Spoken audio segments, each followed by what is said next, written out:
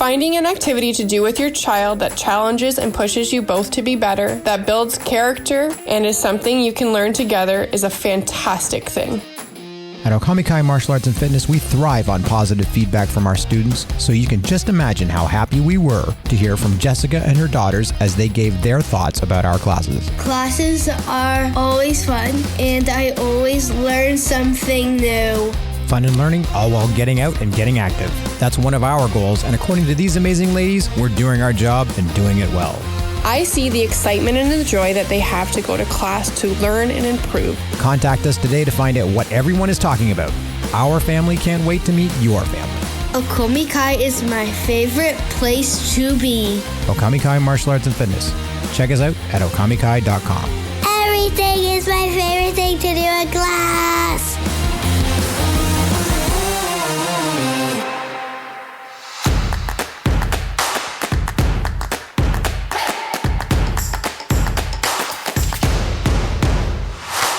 Welcome to the Okamikai Chronicles, a podcast devoted to not only the students at Okamikai Martial Arts and Fitness, but also to the fans of our school and maybe even other martial artists who are curious about what's happening in our small area of the martial arts world.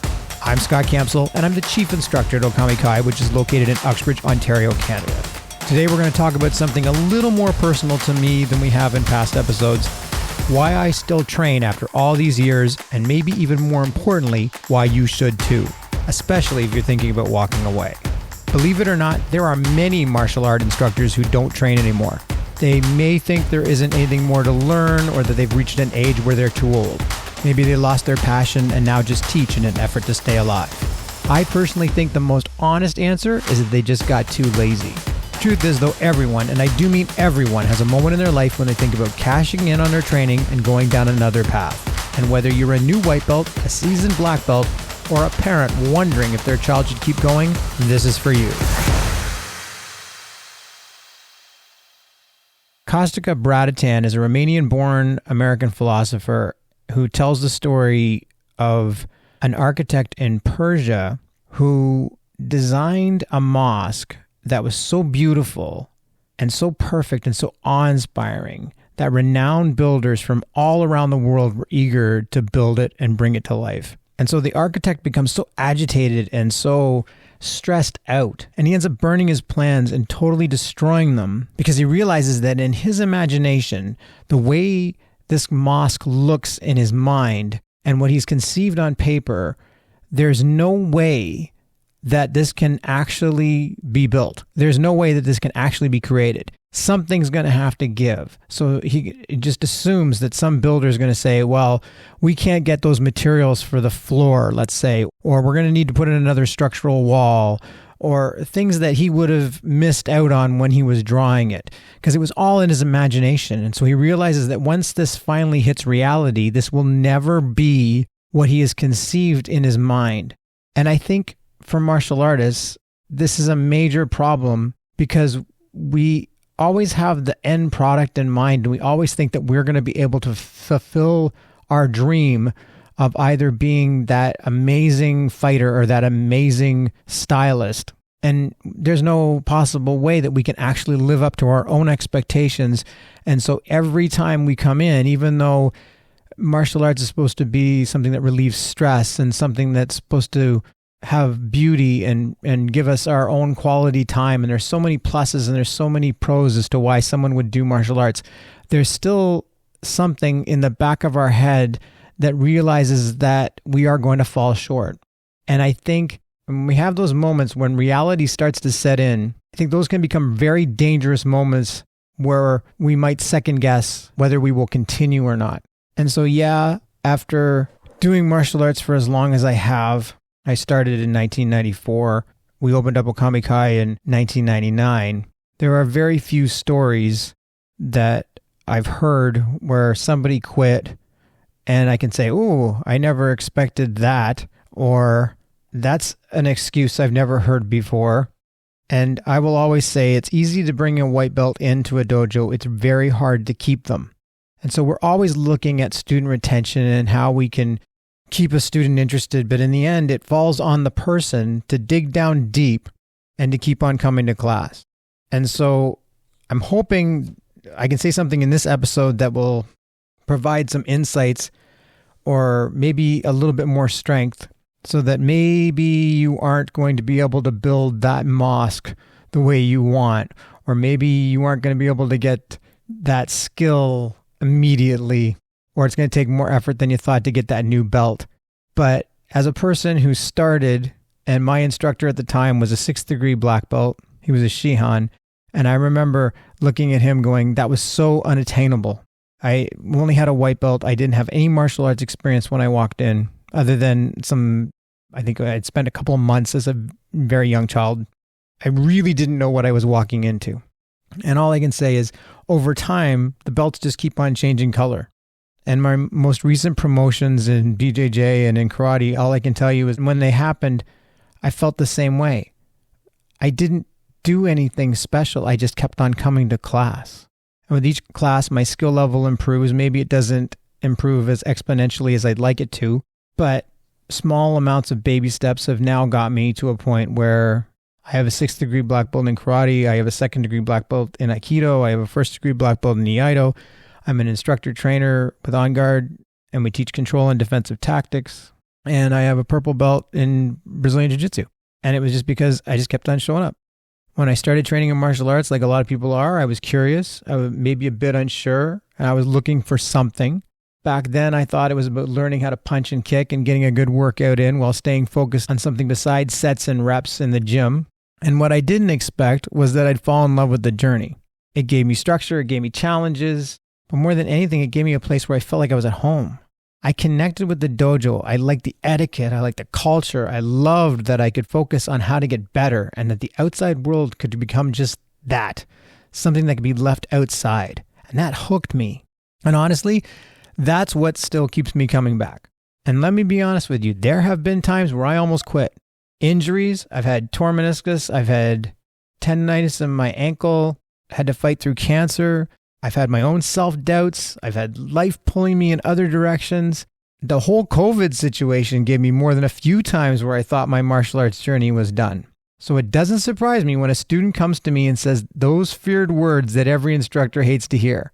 I want to take a break. Or when a parent says, we're going to give little Johnny a break. And truth is, we know statistically that that person isn't coming back. And it's just sad because all they needed was the little extra intrinsic push to continue. That little moment where they remembered why they started.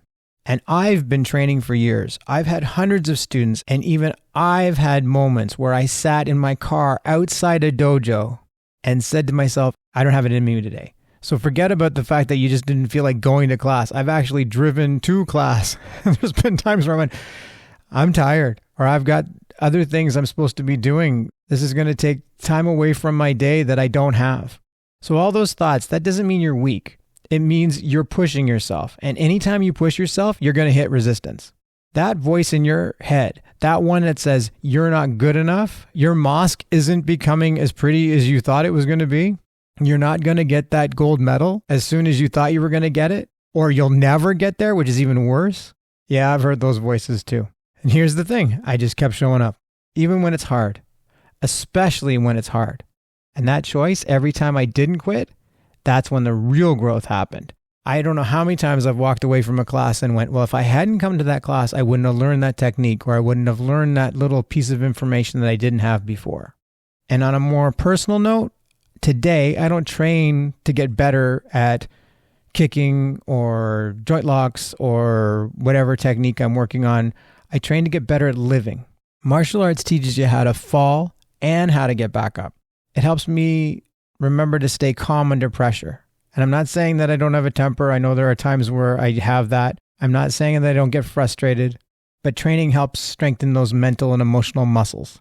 Martial arts teaches me how to respect myself and others, how to push through pain and fear and keep going when everything tells me to stop. These aren't just skills for the dojo. They're skills for life, for parenting, for leading, for loving, for failing, for starting again. And that's why I still train. If you're listening to this and you're struggling, maybe your body's sore, maybe your brain is fried, maybe it feels like everyone else is getting it and you're falling behind, listen carefully. You're not alone. Every single person you admire in martial arts has felt exactly how you feel. We've all had those days where we wanted to throw in the towel. We've all walked out of a class feeling frustrated or embarrassed or just plain exhausted. Here's the secret. The people who succeed aren't the most talented. They're the ones who don't quit. They show up, they fall down, they get back up. And over time, they become something stronger than they ever imagined. If you'd asked me when I started if I was going to have the belt ranks or if I was going to know the things about how my body moves or how much martial arts could relate to the world, and now that Okami Kai is 25 years old, I can tell you flat out, if you had asked me if I was going to have a business that was going to have lasted a quarter of a century, I'm not totally sure I would have believed you. When I started, I never would have imagined I would be where I am in martial arts now. It's surprising how adding small grains of sand over time can start accumulating enough that you can say you've got a bit of a beach forming. I know you don't always feel strong. I know some days it feels like you're stuck. But every time you show up, you're building something inside yourself, something powerful, resilient. And it's going to show up when you need it most. In school, at work, in a tough moment in life, you'll realize I've been through worse. I've got this. And that's what training does. Not just physically, but mentally, spiritually, emotionally. And that's why I still train. At Okami Kai Martial Arts and Fitness, we say stronger together. And part of that slogan was created because of COVID. We had taught online. There were a few times where the lockdowns would get lifted enough that we could connect together. And I realized how important that phrase was. Is that, yeah, sure, we could train from home. And people still do that. There are people that have their home gyms, and there are people that think that they can learn martial arts from YouTube. But there's something about the community that we have that makes us stronger. And it also coincides with our whole logo, our whole name, Okami Kai. Wolves don't thrive alone. At our dojo, we support each other, we grow together, and we pick each other up when someone starts to stumble. If you're feeling like quitting, please don't walk away silently. Talk to us. Talk to me. That's what our pack is for. You're not weak for struggling. You're strong for staying in the fight. And I promise you, if you keep showing up, the reward is worth it. At this point in my career, I don't train for belts. I certainly don't train for trophies. I train because it makes me a better version of myself, and I want the same for you. We have 6 sentences in our student creed, and the third one's my favorite. It says, I will always strive to bring out the best in myself and in others. So if this episode meant something to you, please share it, send it to a friend or a fellow student, or just save it for the days when you need a reminder of why you started. Because in this dojo, we don't give up, we don't train alone, and we are always stronger together. Thanks for listening. I'll see you in the dojo.